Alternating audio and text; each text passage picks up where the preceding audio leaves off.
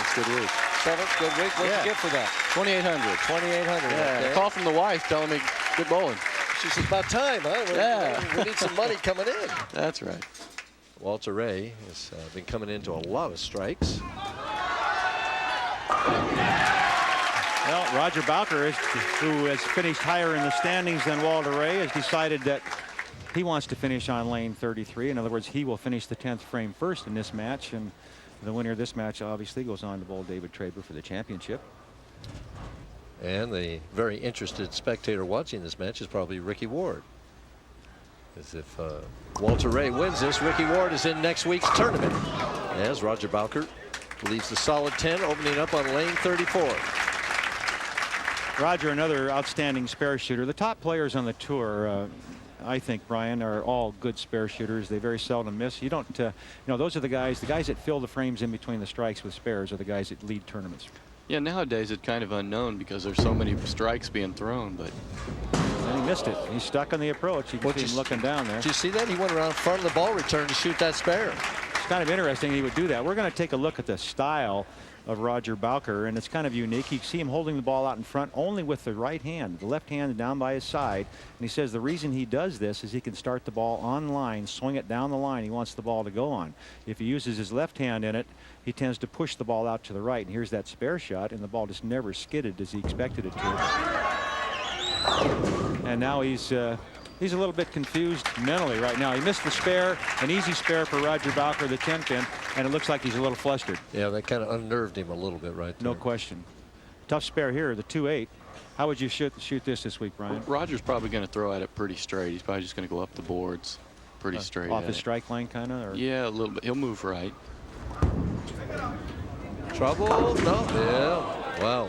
0 for 2, and Ricky Ward is kind of liking this, I think. Yeah, he's leading the cheers right now.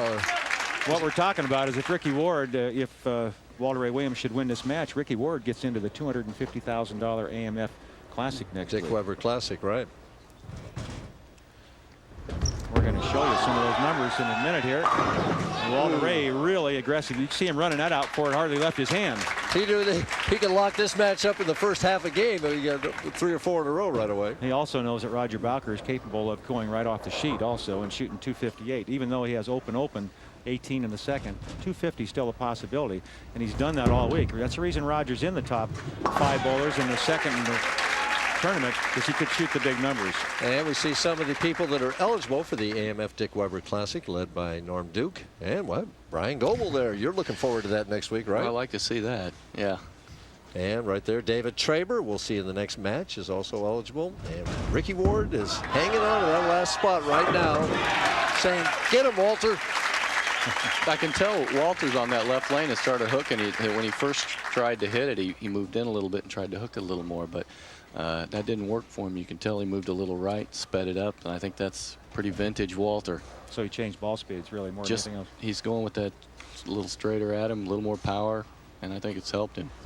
Well, I think Bowker's going to get something going, and he's moved in on the lane. And you know, I talked to Roger before we went on the air, right after the practice, and he said, you know, the shot is moving very quickly, and it might be that I'll have to play inside. And he wasn't very happy about that because he qualified to this point 42 games bowling out near the channel and throwing the big hook. Now he's trying to play inside where he's not comfortable.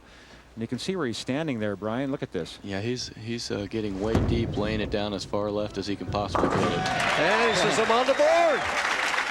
We got a mark." Yeah, playing up to the crowd a little bit. Now he's going after another bowling ball, something else that he feels he can maybe get in play, hopefully. Well, this place notoriously carries the best when you can play outside and keep the ball at a straighter angle to the pocket. And the guys who've had to move in a little bit, you're gonna lose some carry. That was a good shot. Well, now he's saying, "Why didn't I start with that ball?"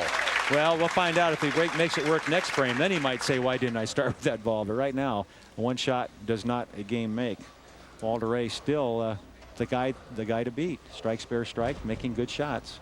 And we see his TV record right there. Current Right now, he's just trying to get over 500, and he gets a double and takes a bigger lead. What does he have, by 32 right now? Yeah. Well, you could hear him at the foul line. Like you mentioned earlier, he does have a microphone on, so we can hear what he's saying. And right there, all that came out of his mouth was, Gary. He knew he'd hit the pocket, just whether or not he was going to get the 10 pin.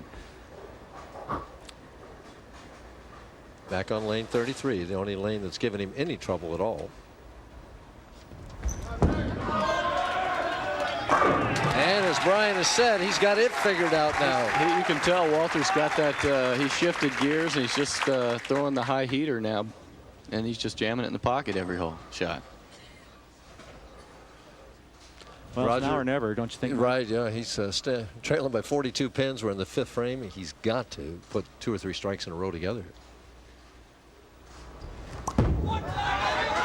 It's there, and it carries. He's had great success here at Marcel's. I asked him why. Because basically I feel like I'm at home. The lane's hooked pretty good here. It's what I grew up on. It's what I've always bowled on. And everybody's going hard and straight, but I'm probably going to be circling to the gutter and getting it back. Well, that was before he practiced and found out that that shot wasn't necessarily here today. Well, he's basically using the same arc. He's just moved everything left. Don't you think, Brian? He's just kind of moved everything left? Yeah, I think he's searching for a little stronger back end.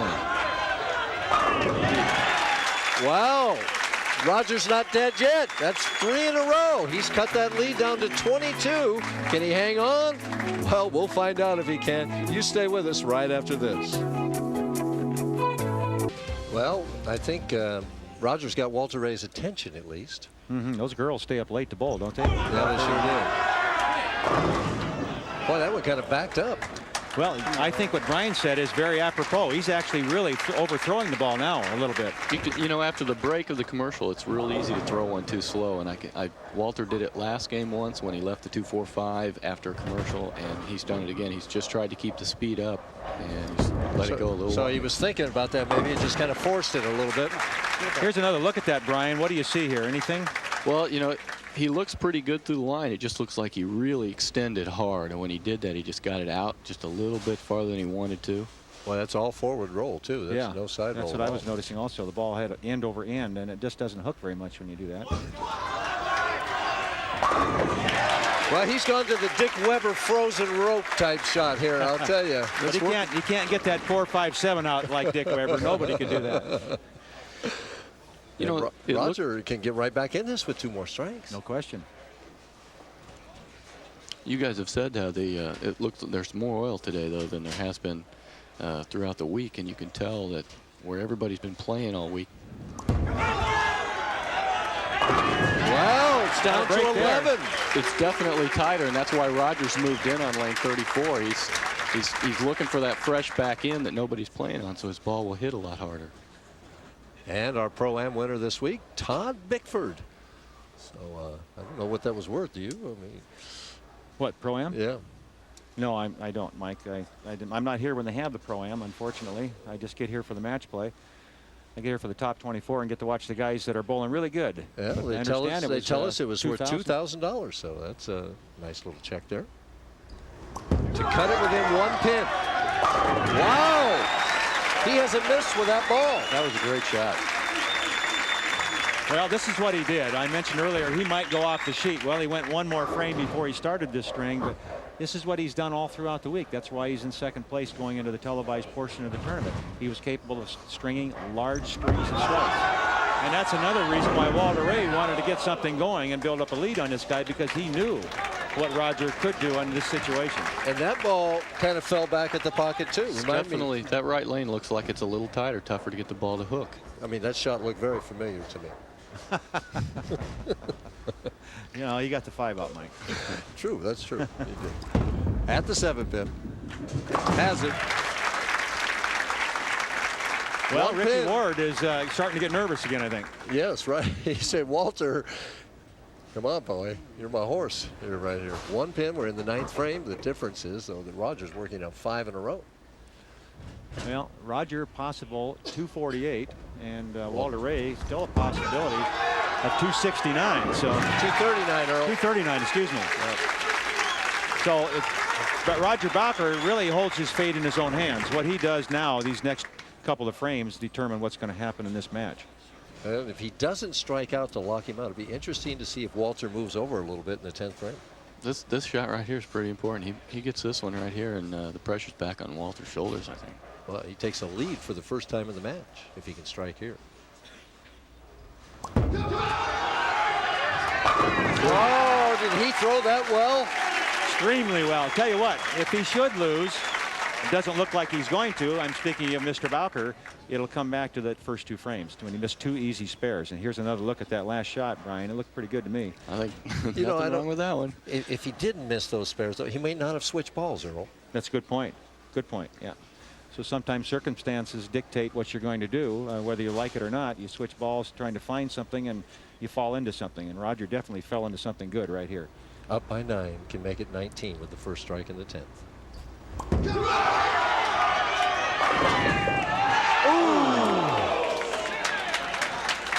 Boy, that pin came flying off the wall, but it fell a little short and off the back of the pin deck. Walter knows the score. Well, Roger does too. And what's important right now in Roger's mind, okay, I didn't get the strike, and here's another look at it. I didn't get the strike. You see the head pin go all the way to the wall and come back and just miss the 10. But I've got to pick up the spare and then get a full count, because count is important now. Well, he's turning the ball more at the spare, it seems like. He's so deep at that spare. He's been deep all week shooting that spare, but it's almost scary. Did he move around in front of the ball return? I don't think he knows it's the 10th week? frame. He sat down. He didn't even know it was the 10th frame. You see that? Yep. I don't think he got in. I'm not sure if he got all the way in front of it all week, but I thought he was bowling on the other lane there for a minute. Looked like a Mark Williams shot sometimes, huh? Count's important. Good shot. All right, 227. Walter Ray has to have at least the first one, 9 and a spare. Well, Walter's had trouble his last 2 shots on this lane. Well, if he misses, he'll probably miss high, because that's what he did last time when he needed it. Go. Oh!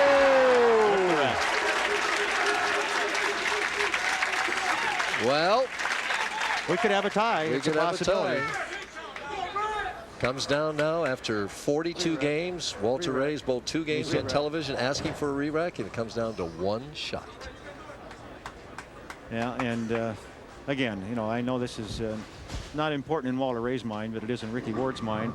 The $250,000 that AMF is putting up next week is very important to all the bowlers on the tour, and Ricky Ward is sweating this shot just as much as Walter Ray Williams is. If he strikes, he wins. If he gets 9 spare, he wins. And Ricky Ward's in the. Got that one a little right. That's a winner. Well, he's got to make it yet. That up.